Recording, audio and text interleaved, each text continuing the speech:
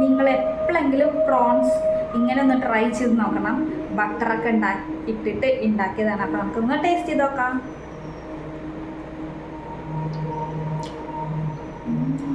നല്ല ടേസ്റ്റ് ഉണ്ട്. ഇനി പ്രോൺസ് മേടിക്കുമ്പോൾ ഇങ്ങനെ ഒന്ന് ട്രൈ ചെയ്ത് നോക്കൂ കേട്ടോ. നല്ല ടേസ്റ്റ് ഉണ്ട്.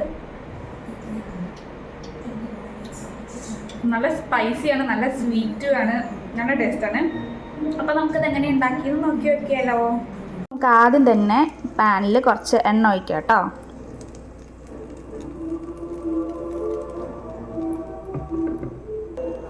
എണ്ണ കുറച്ച് ഒഴിച്ചിട്ടുള്ളൂ, ബട്ടറും കൂടി ഇട്ട് കൊടുക്കുന്നുണ്ട് കേട്ടോ. ഇതിലേക്ക് കുറച്ച് ജീരകം, 2 ഗ്രാമ്പു, ഏലക്ക, പട്ടയും കൂടി ഇട്ട് കൊടുക്കുന്നുണ്ട്. ഇതിലേക്ക് 2 സവാള ഇട്ട് കൊടുക്കുന്നുണ്ട് കേട്ടോ.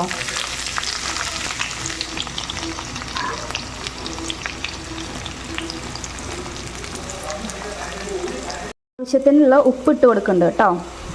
ആയിട്ട് അരിഞ്ഞ 3-4 വെളുത്തുള്ളി ഇട്ട് കൊടുക്കുന്നുണ്ട്. കുറച്ച് ഇഞ്ചി വെളുത്തുള്ളി പേസ്റ്റും കൂടി ഇട്ട് കൊടുക്കുന്നുണ്ട്. ഉള്ളി നന്നായിട്ട് മുരിഞ്ഞ് വന്നിട്ടുണ്ട്. ഇതിലേക്ക് നമുക്ക് മസാലകൾ ഇട്ട് കൊടുക്കാം കേട്ടോ. മുളക് പൊടി, മഞ്ഞൾപ്പൊടി, മല്ലിപ്പൊടി ഒക്കെ ഇട്ട് കൊടുക്കുന്നുണ്ട്. ഇതിലേക്ക് കുറച്ച് ചിക്കൻ മസാലയും കൂടി ഇട്ട് കൊടുക്കുന്നുണ്ട് കേട്ടോ.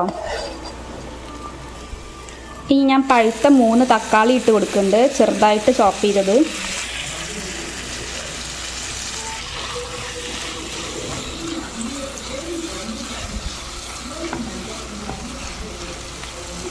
മസാല നന്നായിട്ടായിട്ട് വരുമ്പോൾ നമ്മൾ മാഗ്നേറ്റ് ചെയ്ത് വെച്ച പ്രോൺസ് ആണ് കേട്ടോ. മുളക് പൊടി, മഞ്ഞൾപ്പൊടി, ഉപ്പ്, പിന്നെ കുരുമുളക് പൊടി എല്ലാം കൂടി ഇട്ടിട്ട് മാഗ്നേറ്റ് ചെയ്ത് വെച്ച പ്രോൺസ് ആണ്. ഇനി നമുക്ക് ഇതും കൂടി അതിലേക്ക് ഇട്ട് കൊടുക്കാം കേട്ടോ.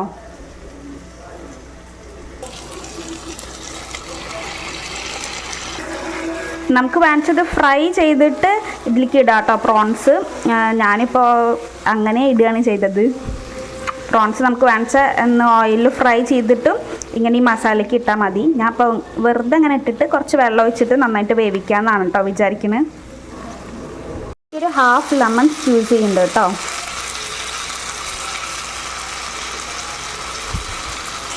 കണ്ടോ, ഇപ്പം തന്നെ പ്രോൺസിൽ നിന്ന് ഇത്തിരി വെള്ളം ഇങ്ങനെ ഇറങ്ങി വരാൻ തുടങ്ങി. നമുക്ക് കുറച്ച് ഒരു 1/4 ഗ്ലാസ് വെള്ളം ഒഴിച്ചിട്ട് നമുക്ക് അടച്ച് വെച്ചൊന്ന് വേവിക്കാം കേട്ടോ.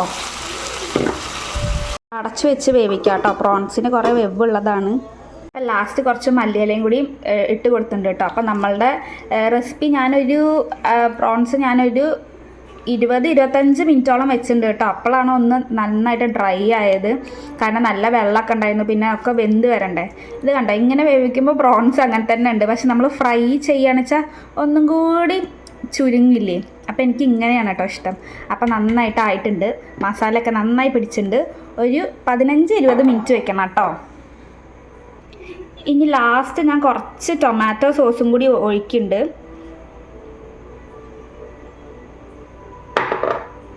ലാസ്റ്റ് കുറച്ച് ടൊമാറ്റോ സോസും കൂടി ഒഴിച്ചാൽ നമ്മളെ റെസിപ്പി ഇവിടെ റെഡി ആയിട്ടുണ്ട് കേട്ടോ. നല്ല ടേസ്റ്റ് ഉണ്ട്. നല്ല കുറച്ച് നമ്മൾ വെള്ളം ഒഴിക്കാണ്ട് തന്നെ അടച്ച് വെച്ച് വേവിക്കുമ്പോൾ പ്രോൺസിൽ നിന്നൊക്കെ വെള്ളം ഇറങ്ങി വന്നിട്ട് നന്നായിട്ട് ഇങ്ങനെ വെള്ളം നിൽക്കണ്ടായിരുന്നു. പിന്നെ ഞാനൊരു 15 മിനിറ്റ് കൂടി വെച്ച് കഴിഞ്ഞപ്പോൾ നന്നായിട്ട് വെള്ളമൊക്കെ വറ്റി കേട്ടോ. അപ്പോൾ ഒരു 20-25 മിനിറ്റ് വെച്ചിട്ടുണ്ട്. എന്നാലും നന്നായിട്ട് വെന്തിട്ട് വരുള്ളൂ. നമ്മളെ കുട്ടികൾക്കൊക്കെ കൊടുക്കുമ്പോൾ അത്ര കുറേ നേരം ഇങ്ങനെ വെക്കണം. അപ്പം നമ്മളെ സ്വാദിഷ്ടമായ പ്രോൺസ് റെസിപ്പി ഇവിടെ റെഡി ആയിട്ടുണ്ട്. നല്ല സ്മെല്ലൊക്കെ വരുന്നുണ്ട് കേട്ടോ. ഞാൻ ഒന്ന് ടേസ്റ്റ് ചെയ്ത് നോക്കട്ടെ.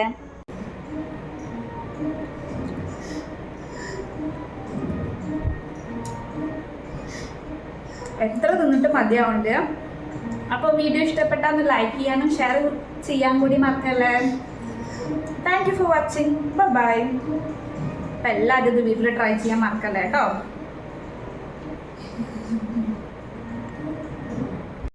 ഉണ്ണി നന്നായി